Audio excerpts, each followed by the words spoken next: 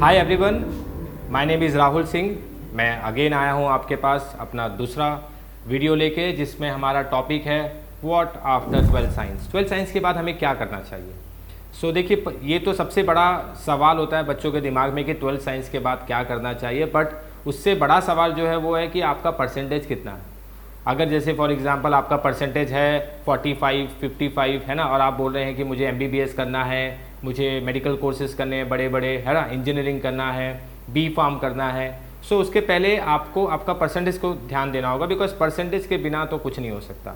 देखिए, मैं एक चीज़ यहाँ पे, मेरा ये वीडियो बनाने का मकसद ये था कि मैं आपको बता सकूँ कि देखिए, सिर्फ बड़े कोर्स में एडमिशन ले लेने से, जैसे कि MBBS और इंजीनियरिंग, फार्मेसी जैसे बड़े कोर्सेज में एडमिशन ले लेने से आपका वो कोर्स कंप्लीट नहीं होता है। बिकॉज जैसे मैं एक एग्जांपल देता हूँ, मैं भी प्रोफेसर हूँ फार्मेसी कॉलेज में। अभी मेरे जैसे B फार्म के कॉलेज में 60 बच्चों का एडमिशन होता है, जो पहला साल होता है। फिर जब चौथा साल, जब आखिरी साल आता है, तब मैं देखता हूँ कि वो बच्चे कम होकर 40 हो जाते हैं। पता नहीं 20 बच्चे कहाँ गायब हो जाते हैं। तो ये जस्ट एग्जांपल दे रहा हूँ कि ऐसे जो 20 बच्चे जो गायब हो जाते हैं, ये कहाँ चले जाते हैं। बिकॉज इनका परसेंटेज कम होता है। ये लोग बस आके एडमिशन लेके सोच रहे थे कि उनका कोर्स कंप्लीट हो जाएगा और वो B फार्म कंप्लीट कर लेंगे।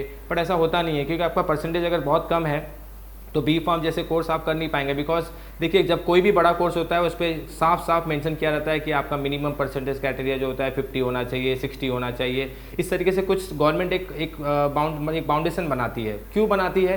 क्योंकि अगर उससे कम वाले परसेंटेज के लोग एडमिशन लेंगे तो वो पास ही नहीं हो पाते हैं। तो रीज़न देखिए, सच्चाई से हमें दूर नहीं भागना है, हमें जानना है ये बात को कि हमारा परसेंटेज कितना है और हमारी कैपेबिलिटी क्या है, उसके हिसाब से हम आगे क्या कर सकते हैं। ठीक है। अभी फ़िलहाल तो आपका परसेंटेज आ चुका है। आपका जो भी परसेंटेज था 12th साइंस में, आपको बहुत अच्छा करना है, बहुत अच्छा करना चाहिए था। ऐसी बातें करके हमें अपना टाइम वेस्ट नहीं करना है। अभी फ़िलहाल हम बस यही देखेंगे कि आपका परसेंटेज अभी फ़िलहाल आ गया है, तो इस परसेंटेज में आपके लिए बेस्ट क्या हो सकता है। ठीक है। तो अभी मैं स्टार्ट करता हूँ। सबसे पहले कोर्सेज़ के जो हम कोर्स कर सकते हैं, उसमें आता है BSc आता है, इंजीनियरिंग आता है, मेडिकल कोर्सेज आते हैं, फार्मेसी आता है। इसके अलावा ऐसे ही और भी बहुत सारे पैरामेडिकल कोर्स आते हैं। तो अब पैरामेडिकल कोर्सेज में सारी चीज़ों में हमें ये देखना होगा कि कौन सी चीज़ें आपके लिए बेहतर हैं, सूटेबल हैं, जिसमें आप आगे जाके आपके फ्यूचर को बहुत अच्छा ब्राइट बना सकते हैं, बहुत ही अच्छा बना सकते हैं। तो वो सारी चीज़ों को आपको सोच के फिर अपना ऑप्शन चूज़ करना है। ठीक है। तो सबसे पहला ऑप्शन आता है BSc। तो देखिए, मैं 10 साल से ये एजुकेशन फील्ड में हूँ, मैं पढ़ाता हूँ और मैं एजुकेशन में काउंसलर भी हूँ। मैं काउंसलिंग भी करता हूँ बच्चों की कि आपको 12th साइंस के बाद क्या करना चाहिए, कैसे करना चाहिए। तो जो मेरा एक्सपीरियंस कहता है कि अगर आप BSc BA BCom कर रहे हैं, वो ऐसा एक कोर्स है जो कि बस अगर आपके पास कोई ऑप्शन नहीं बचा है, कुछ नहीं बचा है, आप ज़िंदगी में कुछ नहीं कर सकते, तो लास्ट ऑप्शन कुछ होगा तो ये होता है BSc। BSc मतलब जैसे एक तरह से आप कह सकते हैं कि BSc करने के बाद जस्ट आप एक नॉर्मल कॉमन पीपल जैसे सर्वाइव कर रहे हैं, वो महीने का 10,000 15,000 कमा के सर्वाइव कर रहे हैं, वही लाइफ होती है। ठीक है। इसीलिए BSc में लोगों को बोलता हूँ कि BSc करना इज़ नॉट गुड ऑप्शन, वो कोई बहुत बड़ा ऑप्शन नहीं है। अगर आपका परसेंटेज कम आया है तो आप BSc के लिए जाते हैं, पर अगर परसेंटेज कम आया है तो आपके पास और भी ऑप्शन है, आप उसे अगर सर्च करेंगे तो मिलेगा। ठीक है ना।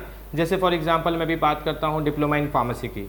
अभी डिप्लोमा इन फार्मेसी और BSc को मैं कंपेयर करूँ तो फार्मेसी जो होता है वो अगर मैं कंपेयर करूँ तो फार्मेसी बहुत ऊपर आता है, उसके बाद BSc आता है। अब कैसे, मैं आपको बताता हूँ। देखो, फार्मेसी जो होता है ना, वो डिप्लोमा इन फार्मेसी 2 ईयर्स का कोर्स, जो आपको एक लाइन देता है, जिसमें आप केमिस्ट की लाइन, मैन्युफैक्चरिंग लाइन में दवाई की एक लाइन देता है, जिस लाइन के अंदर आप जाके काम करते हैं और काम करने के दौरान आप उसमें ही एक ही लाइन में कंटिन्यूसली 1 साल, 2 साल, 5 साल, 10 साल रहते हैं, तो वहाँ पे आपका फ्यूचर ब्राइट होने के चांसेस बहुत ज़्यादा होते हैं।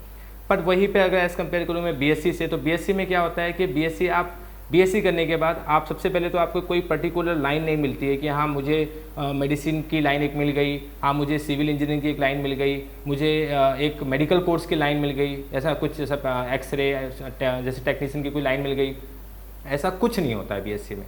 BSc एक नॉर्मल स्ट्रीम होती है, जिसमें आपको BSc करने के बाद आपको ग्रेजुएशन का डिग्री मिल जाता है। वेरी गुड, बहुत अच्छी चीज़ है।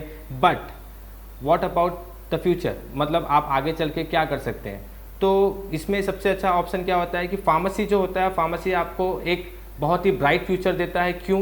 क्योंकि उसके बाद 2 साल के, सिर्फ 2 साल के कोर्स के अंदर आपको मिलता है एक सर्टिफिकेट, एक लाइसेंस, जिसके बेस पे आप कहीं पे भी अपनी केमिस्ट की शॉप खोल सकते हैं, आप कहीं पे भी अपनी होलसेल डिस्ट्रीब्यूटर खोल सकते हैं, आप चाहें तो मैन्युफैक्चरिंग इंडस्ट्री में काम कर सकते हैं। हाँ, मैन्युफैक्चरिंग इंडस्ट्री में आप डिप्लोमा इन फार्मेसी करने के बाद कोई बहुत बड़ी ग्रोथ उसमें नहीं मिलेगा, स्लोली ग्रोथ मिलेगा, क्योंकि डिप्लोमा इन फार्मेसी किया है आपने, बट ग्रोथ उसमें भी होता है।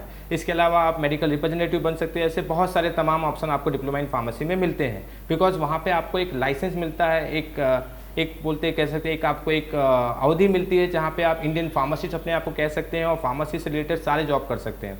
पर वहीं बीएससी में क्या होता है, बीएससी में आपको कोई लाइसेंस, कोई सर्टिफिकेट नहीं मिलता है, ग्रेजुएशन की डिग्री मिलती है, पर ये डिग्री आपके लिए बहुत ही ज़्यादा इंपॉर्टेंट भी नहीं होती है, क्योंकि जो चीज़ें आपको लाइसेंस दे सकता है वो चीज़ें आपको यहाँ पे डिग्री नहीं दे पाती है। ठीक है, तो diploma in pharmacy always better course as compare to BSc. ये मैं बात कर रहा था उन बच्चों की जिन बच्चों का परसेंटेज 45 से लेके 55 के बीच में आता है।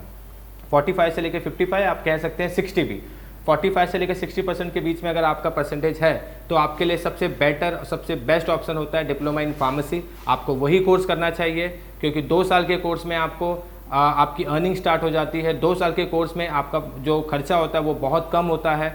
2 साल के कोर्स में आपको जो मतलब जो अपॉर्चुनिटी मिलती है आगे जाके अलग अलग ऑप्शन की, जो जितनी सारी मिलती है उतनी अपॉर्चुनिटी आपको बीएससी में नहीं मिलती है। So always BSc is is not good option as compare to pharmacy. ठीक है, अब मैं बात करता हूँ, जैसे कि अभी इसी परसेंटेज की बात करेंगे तो 45 से लेके 55% के बीच में अगर कोई बच्चा है और वो चाहता है कि मैं बी फार्म करूँ, मैं इंजीनियरिंग करूँ, सो फिर मैं आपको बता दूं कि बी फार्म अगर किसी को भी करना है, जब कोई भी बी फार्म स्ट्रीम को चूज़ करता है तो प्लीज़ आप अपना ध्यान दीजिए कि अगर आपका परसेंटेज 60 से ज़्यादा है तो ही बी फार्म को चूज़ कीजिए, तो ही इंजीनियरिंग को चूज़ कीजिए, अदरवाइज़ आप आगे जाके भी कुछ नहीं कर पाएंगे। जैसे फॉर एग्जाम्पल अभी इंजीनियरिंग का पकड़ता हूँ मैं। इंजीनियरिंग में क्या होता है कि अगर आपका परसेंटेज इंजीनियरिंग में कम आया, इंजीनियरिंग पास करने के बाद भी, तो क्या होगा कि आपका सिलेक्शन, कैंपस सिलेक्शन होगा ही नहीं। जब आपका इंजीनियरिंग में परसेंटेज कम आया, कैंपस सिलेक्शन नहीं होगा तो आप जॉबलेस रहेंगे। और ऑलमोस्ट मैंने देखा है कि कम से कम 200 बच्चों में से एक 30-40 बच्चों को जॉब मिलता है एक बैच में से, बाकी सारे लोग जॉबलेस रहते हैं और फिर वो अपनी स्ट्रीम्स को बदल देते हैं। अगर कोई सिविल वाला है तो वो किसी ऑटोमोबाइल में जा रहा है, कोई ऑटोमोबाइल वाला है तो वो किसी बैंक वाली लाइन में चला जा रहा है, just because of job. Because job की अपॉर्चुनिटी इंजीनियरिंग में बहुत ही रेयर है, बहुत ही लेस है। अगर आपका परसेंटेज इंजीनियरिंग में बहुत अच्छा है तो आपको कैंपस प्लेसमेंट मिल जाता है, बट आपका परसेंटेज पहले से 55 आया 12 साइंस में और उसके बाद आप इंजीनियरिंग करने जा रहे हैं, तो इंजीनियरिंग करने जा रहे हैं तो वहाँ पे आप कैसे बोल सकते हैं कि आपका परसेंटेज वहाँ पे बहुत अच्छा आएगा? देयर इज चांसेस थोड़े कम हैं। इसलिए मैं कहता हूँ कि जो सेफ़ कोर्स होता है, सबसे सेफ़ वो कोर्स हमें करना चाहिए जहाँ पे फ्यूचर की गारंटी मिले, जहाँ पे कोर्स कम इंटरवल में ख़त्म हो जाए और हमारी अर्निंग बहुत जल्दी से शुरू हो जाए। सो उसके लिए भी यहाँ पे मुझे ऐसा लगता है कि परसेंटेज के हिसाब से देखा जाए, अगर कंपेयर करें इंजीनियरिंग के साथ में, बी फार्म के साथ में, तो भी diploma in pharmacy best course है। बिकॉज डिप्लोमा इन फार्मेसी में आपको यहाँ पे शॉर्ट टर्म में 2 साल में आपकी अर्निंग स्टार्ट हो जाती है। शॉर्ट टर्म में ईजी कोर्स भी है, मतलब 45 से लेकर 55% वाला जो बच्चा होता है वो इस कोर्स को आसानी से कंप्लीट भी कर सकता है। और कंप्लीट करने के बाद आपको यहाँ पे लाइसेंस मिल जाता है इंडियन फार्मासिस्ट का, जहाँ पे आप ऑल ओवर इंडिया कहीं पे भी काम कर सकते हैं। पर इंजीनियरिंग में ये चीज़ें पॉसिबल नहीं होती है। बी फार्म में होती है, पर बी फार्म 4 साल का कोर्स है। और अगेन मैं कहूँगा कि B pharm is also tough, थोड़ा सा टफ है।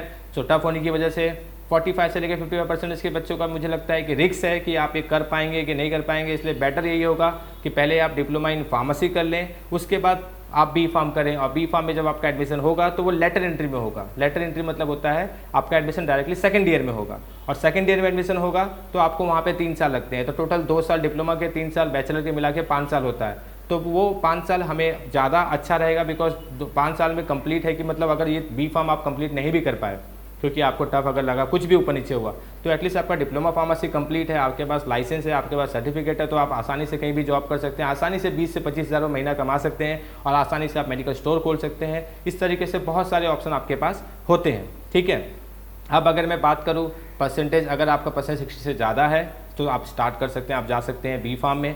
पर बी फार्म में जाने के लिए बजट भी थोड़ा बहुत ध्यान देना होता है। अगर आपने मतलब कॉमन एंट्रेंस टेस्ट दिया है स्टेट का, हर कोई भी जिस स्टेट से आप हैं, सो अगर आपको गवर्नमेंट सीट मिल रही है तो वेल एंड गुड। अगर गवर्नमेंट सीट नहीं मिल रही है तो मैनेजमेंट सीट तो बहुत महंगी आती है। अब तो वो बजट आपका चेक करना है, आपको सारी चीज़ें देखना है, उसके बाद बी फार्म को चूज़ करना है।